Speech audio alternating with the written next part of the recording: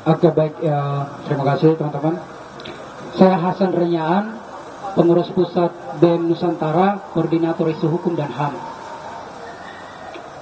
Berdasarkan kajian kami juga pengurus pusat menyoroti soal RUU Kepulauan sama RUU Masyarakat Adat. Bagi saya RUU perampasan aset itu hanya salah satu urgensi RUU yang jadi diresonansikan oleh masyarakat. Ada banyak RUU yang kemudian terkesampingkan. Jangan RUU macam RUU Kepulauan, kita tahu eksistensi DPD ini paling lemah dalam situasi legislasi. Dia punya hak terbatas. Dia nggak bisa ambil keputusan, cuma bersuara saja. Tapi penentu ada di DPR. Ada kelemahan DPD di situ. Jadi saya pikir jangan karena DPR ini posisinya kuat, lalu mengesampingkan butir-butir pikiran yang diusulkan oleh DPD. Kenapa saya tertarik dengan bahasan negara Indonesia ini adalah negara kepulauan, pun juga adalah negara yang hukum murninya adalah hukum adat. Jadi saya pikir ini identitas bangsa nggak boleh disampingkan begitu. RUU Kepulauan itu ada namanya anggaran khusus kepulauan sekitar 5%. Saya bayangkan di kondisi wilayah dipartisipasikan antara masyarakat dan pemerintah, saya yakin masyarakat itu bisa mandiri secara ekonomi. Oleh karena itu saya minta supaya RUU Kepulauan dan RUU Masyarakat Adat ini disahkan segera dan masuk dalam prolegnas. Demikian mungkin singkat dari saya. Saya spekulah sebelum Esto. Keselamatan dan kesejahteraan adalah hukum tertinggi. Wabillahi taufiq wal hidayah. Wassalamualaikum warahmatullahi wabarakatuh. Izin ya Pak, terakhir perkenalkan saya Rena Lelosa dari mahasiswa Universitas Krishna Udayana Pak. Ya, izin sebelum berangkat jauh terkait permasalahan-permasalahan yang ada di hari ini, aksi yang dilakukan oleh kita BEM Nusantara dan juga Unkris yang tergabung ini, pertama ini karena muncul dari keresahan kita yang ada di dalam kampus terkait dengan permasalahan pendidikan tinggi, terkhususnya swasta, dan mungkin saya rasa dirasakan oleh kawan-kawan kampus lain yang tergabung, yaitu kawan-kawan kampus perguruan tinggi swasta. Yang pertama, kita meminta kehadiran negara terkait dengan regulasi UKT untuk perguruan tinggi swasta yang jelas. Karena hari ini dengan tidak adanya regulasi yang jelas, perguruan tinggi swasta itu seakan-akan dan semau-maunya untuk mengatur urusan UKT itu, sehingga yang menjadi dampak dan membahayakan yang kita mahasiswa ini. Dan itu terjadi ternyata di Unkris Pak. Bukan di Unkris, mungkin saya rasa kawan-kawan kampus lain juga pasti merasakan hal itu. Dan itu segera, itu perlu. Yang kemudian seluruh aturan dari Kementerian Pendidikan Tinggi juga harus terfokus kepada perguruan tinggi swasta, mulai dari subsidi yang diberikan pemerintah kepada perguruan tinggi. Itu yang diperlukan. Kami minta juga segera sampaikan kepada pihak DPR bahwasannya kegaduhan di akhir-akhir ini dari tanggal 25 sampai sekarang, ya kegaduhan itu yang dilakukan oleh DPR itu sendiri. Hari ini tidak ada DPR yang diinisiatif datang ke sini. Untuk itu segera sampaikan, mungkin dari live-live yang ada di sini, sampaikan ke Puan Maharani juga segala macam, bahwasannya ada tuntutan-tuntutan yang langsung harus dieksekusi oleh DPR. Mulai dari pembahasan RUU perampasan aset, RUU Kepulauan, RUU Masyarakat Adat, dan juga kurangnya partisipasi publik dalam pembahasan undang-undang. Mungkin itu saja dari kami perwakilan dari Unkris Pak. Terima kasih. Bapak waktu masih banyak kan? Santai. Berarti ada kampus lain nggak yang masih mau ini? Oh ya, silakan. Cek. Sebelumnya Assalamualaikum warahmatullahi wabarakatuh. Perkenalkan, saya Syekh Saifuddin Hidayat dari BEM IB Kosgoro. Mungkin tadi mengenai poin-poin tuntutan sudah disampaikan. Kami memiliki beberapa rekomendasi kebijakan dari beberapa kajian yang sudah kami kaji bersama rekan-rekan sekalian. Untuk yang pertama, alangkah baiknya ketika belum diatur di dalam kebijakan terkait pendidikan ini, harapannya bisa mengeluarkan peraturan menteri atau PP yang mengatur prinsip penetapan tarif kuliah ataupun PTS. Misalnya batas atas persentase kenaikan tahunan, kewajiban penerbitan rincian biaya itu wajib diaudit biaya oleh pihak independen supaya tidak ada permainan di sini. Kemudian ada skema bantuan nasional yang inklusif. Contoh, perluasan cakupan KIPK atau program bantuan pendidikan tinggi agar dapat diakses oleh mahasiswa PTS dengan kriteria ekonomi yang jelas. Jadi baik, ini cuma kalimat pertegas saja untuk reformasi Polri. Jadi yang saya inginkan adalah yang pertama itu terkait penangkapan para massa asli yang melakukan tindakan anarkis, yang merusak fasilitas umum. Saya pengen bukti nyata, jangan cuman pihak keamanan cuma menangkap saja, tapi pengen bukti baik video ataupun foto yang jelas bahwa mereka ini merusak fasilitas umum.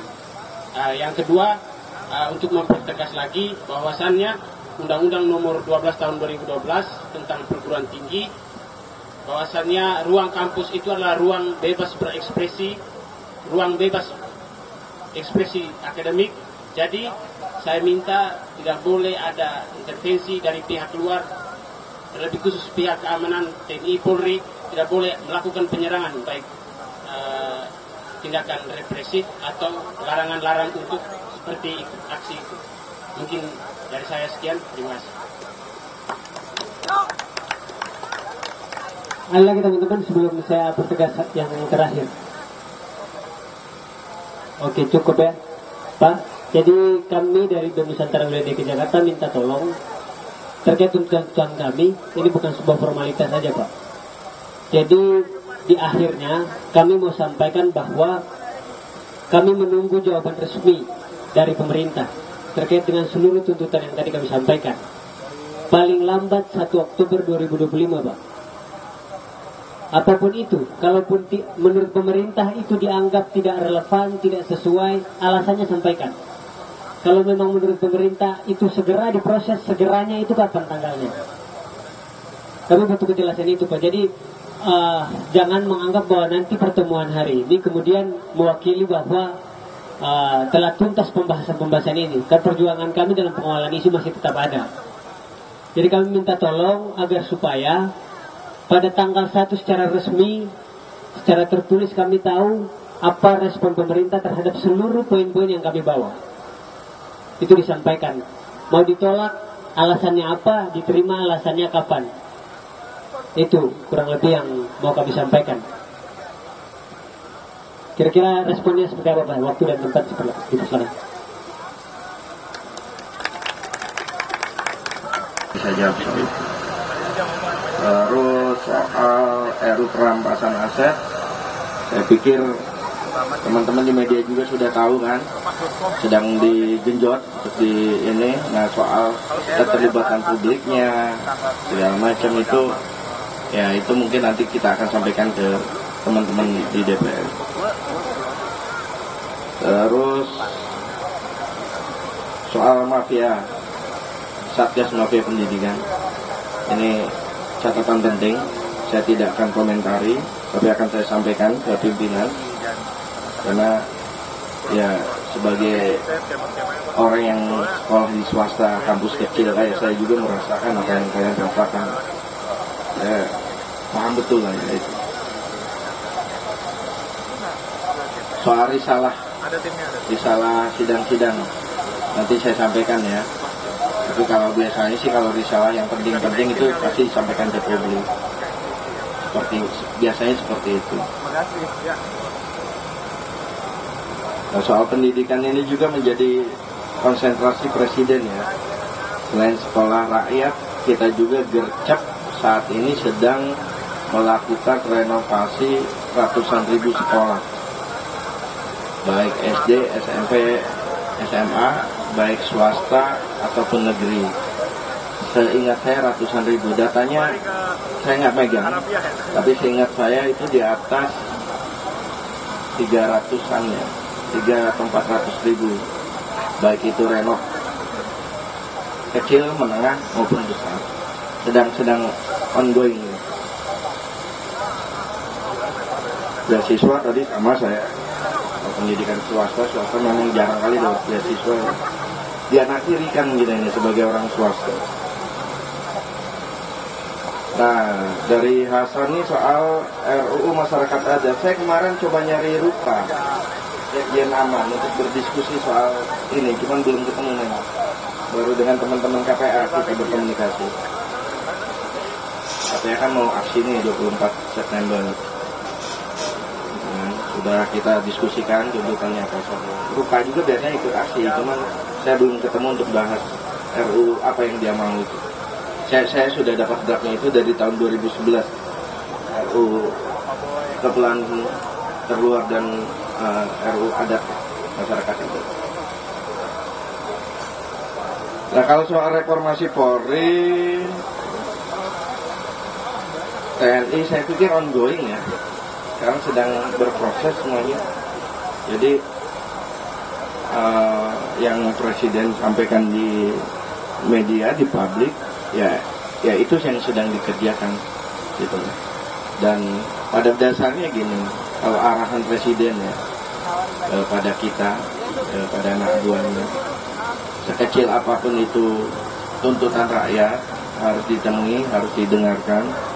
Kalau memungkinkan dilaksanakan, kalau enggak, misalnya ini ya bisa kita perdebatkan.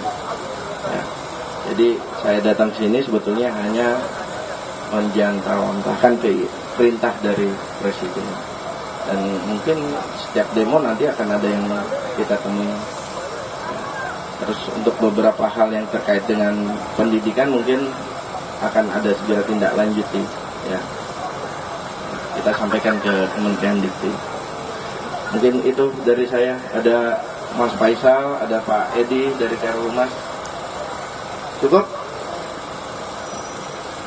Ya, baik Pak. Jadi kami mau respons sedikit Pak. Yang tadi saya simak betul soal reformasi parpol tadi. Tapi Bapak bilang bahwa Pak Presiden singgungnya soal mekanisme yang nanti proporsional terbuka atau tertutup ya. Salah satunya. Tapi gini Pak. Bagi kami, soal kami bukan di situ dulu. Karena tuntutan kami ini ada garisan jelas dulu. Kalau soal itu mungkin nanti bisa kita persoalkan lagi, dia berbeda Pak. Jadi kami minta pengawalan yang ini adalah perihal bagaimana lembaga pendidikan parpol, itu lembaga untuk melakukan pendidikan atau pengkaderan, itu harus secara resmi dan permanen. Setiap partai politik itu harus ada Pak. Ada. Dan itu tidak dituang. Dan itu tidak pasti, secara pasti dituangkan di dalam undang-undang parpol. Ya itu tidak optimal Pak. Sehingga bagaimana substansi harus secara tegas dan keras supaya pemberlakuannya bisa secara jelas juga. Karena hari ini Bapak bisa tanya satu-satu dari teman-teman mahasiswa pasti, ataupun siapapun publik yang kita tanya, parpol ini ideologinya seperti apa, masyarakat nggak tahu. Tapi dan ketika kita pemilu kita disuruh pilih. Ini kan kami ada, dan partai politik sebagai motor untuk menggerakkan kesadaran pendidikan politik di publik. Sehingga kita butuh ada partai, setiap partai itu wajib lembaga yang secara resmi dan permanen. Jadi bukan diatur oleh ADRT partai, tapi undang-undang parpol mewajibkan bahwa lembaga partai politik punya lembaga yang khusus memberikan pendidikan politik yang berlaku secara internal dan secara eksternal, pemberian pengajarannya kepada publik. Sehingga publik dicerdaskan di sana Pak. Langsung kewati gitu. Iya. Publik harus diberikan penjelasan. Jadi publik tahu gitu, dicerdaskan juga tentang parpol ini seperti apa, arahnya kemana. Itu, dan lebih dari itu Pak, yang tadi kami singgung itu bahwa syarat untuk kemudian seluruh kader hendak dicalonkan oleh partai politik ke dalam, ya itu minimal 4-5 tahun Pak. Ada jenjangnya. Sehingga bukan dalam waktu pemilihan karena orang ini punya popularitas yang tinggi kita ambil aja demi dapat kursi. Itu kan faktanya seperti itu yang kita lihat. Jadi kita butuh substansi yang tegas dan keras di sana. Saya singgung itu. Jadi kami bukan mau kami tidak mau terfokus dulu ke yang tadi gagasan Pak Prabowo soal itu. Kami minta Pak Prabowo singgung ini. Ya, dan bagi kami karena tarikannya ke undang-undang parpol, jadi ini bukan soal DPR doang Pak, kan undang-undang tentang presiden juga. Ya kan, presiden lewat leading sektornya diberikan tugas untuk pembahasan, sehingga presiden punya political will harus di sana. Jadi tegas sikapnya kami hari ini kan DPR nggak ada Pak. Kalau nggak kami sampaikan ke DPR, kami undangan ke ketua DPR nggak datang. Pak Presiden lewat Bapak hari ini. Nah, kami minta sampaikan itu Pak. Jadi kalau bagi kami undang-undang apapun itu bukan soal DPR doang Pak, soal presiden punya sikap bisa Pak. Dan tadi kan masih satu-satu Pak. Ya, terakhir reformasi polisi katanya memang sipil Pak, tapi sipil yang dipersenjatai Pak. Kalau kita sipil yang nggak dipersenjatai Pak, jadi minta tolong. Ya, jadi minta tolong. Ada korek pun kalau dibakar udah dibubarin kita Pak. Jadi kita minta tolong bahwa ya reformasi terus tetap terjadi Pak. Tidak ada alasan Pak. Dan soal pendidikan tadi jangan dilemparkan DPR Pak. Jadi soal pendidikan ini Pak, Satgas. Nah Satgas itu kan Bapak mungkin tahu juga Satgas PPKS soal kekerasan seksual kan ada di kampus. Itu tinggal dibawakan lewat undang-undang. Kalau undang-undang kan bahasan presiden itu permen. Menteri kan di bawah presiden Pak. Jadi kita butuh lewat permen itu baru itu bisa jadi Pak. Bahwa Satgas pemberantasan mafia pendidikan itu lewat kewenangan presiden, lewat ya perintah Pak Presiden ke Menteri itu bisa untuk diproses lebih lanjut. Ya selanjutnya yang tadi soal yang persoalan kasus-kasus agraria ya yang Bapak singgung juga tanah. Ya memang banyak permasalahannya Pak, tapi yang kami singgung dalam hal ini lebih spesifik kepada penarikan. Enggak, jadi ya dalam PSN pendekatan jangan militeristik Pak. Jadi kita tidak ingin ada instrumen keamanan pertahanan di sana dulu. Pendekatan harus secara humanis Pak. Diskusi dengan masyarakat adat, sampaikan ini apa segala pendekatannya lebih humanis Pak. Jadi itu poinnya sebenarnya kalau kita menyoroti soal pembangunan tadi di wilayah PSN, penarikan kekuatan militer dari tempat-tempat tersebut Pak. Jadi fokus saja kita lebih aman dan lebih nyaman kalau Pak dari TNI Polri lebih fokus kepada bidangnya. Pasti kepercayaan publik naik Pak. Kami yakin itu Pak dari bidangnya. Dan risalah tadi tuh Pak. Tadi kan soal risalah untuk hal-hal yang penting pasti disampaikan walaupun itu memang DPR ya. Cuman dalam hal ini bukan itu poin kita. Bukan yang penting baru disampaikan, tapi semua risalah itu harus bisa diakses oleh publik. Ya, pokoknya perlu pastikan lah Pak. Iya, ada juga yang katanya ada kita akses sulit Pak. Itu dia makanya kemudian pengaksesan informasi ini yang nggak ada. Kita nih bukan kaji 1-2 hari Pak, sering kita bikin kajian, kita akses itu sulit dan nggak update. Nah itu sehingga fokusnya ke sana kita penting itu Pak. RU kepulauan, RU masyarakat adat, nah itu penting sekali. Dan presiden kan yang tadi saya sampaikan juga Pak, kita sama-sama tahu bahwa punya kewenangan untuk kemudian menjadi inisiator dalam satu undang-undang. Jadi kami minta kalau memang kita nggak ada kepastian dari DPR, hari ini DPR nggak ada, kita minta kami bersama Pak Prabowo, bila Pak Prabowo secara resmi pengen supaya RU masyarakat adat dan RU daerah kepulauan itu kemudian menjadi prioritas, bukan dikesampingkan. Kami orang daerah, kami anak masyarakat adat, kami perlu untuk kepastian itu. Itu sih Pak. Jadi intinya yang kami mau sampaikan mahasiswa Pak, simpel saja Pak, bahwa kami bersama pemerintah bila pemerintah bersama rakyat. Kami jadi garda terdepan melawan pemerintah bila ada kebijakan yang tidak sesuai dengan kepentingan rakyat. Hidup mahasiswa! Hidup mahasiswa! Hidup rakyat Indonesia! Ini kajian kita Pak. Kita minta tolong tanda tangan untuk kita nanti di foto. Kita butuh tanggal 1 kita datang dan tanyakan lagi Pak. Kepastiannya Pak. Di terakhir aja Bapak. Tulis nama dan sorry.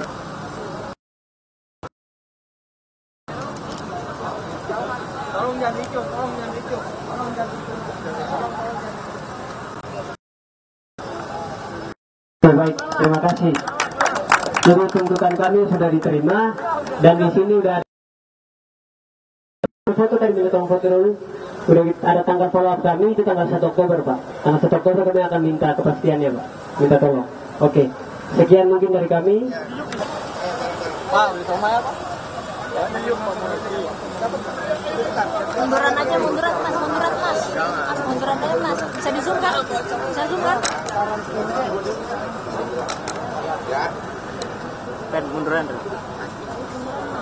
HP turunan dikit mas. 3, 2, 1. 3, 2, 1. Aman Pak? Bapak ini menuju nih Pak.